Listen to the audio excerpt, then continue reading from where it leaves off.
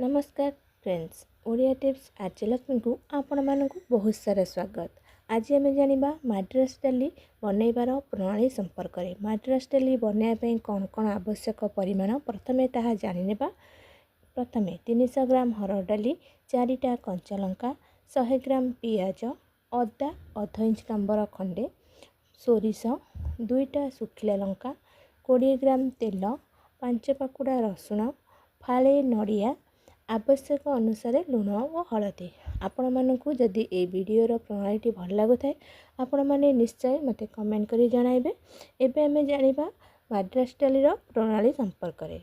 लुण और हलदी दे डाली को सिजाई नेब। नड़िया को कोरी नेब।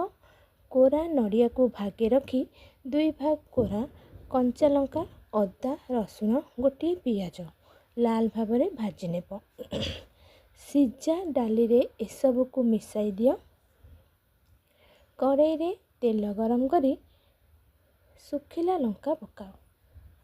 लंका लाल हेले सोरिष और मेथी पकाओ।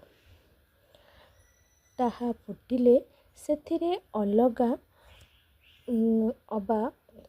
थिबा अन्य पियाजटी को काटी लाल करी भाजी नियो। सेथिरे नड़िया कोरा भजा और सिजा डाली दे अल्प समय फुटाई ओह्लाई देब।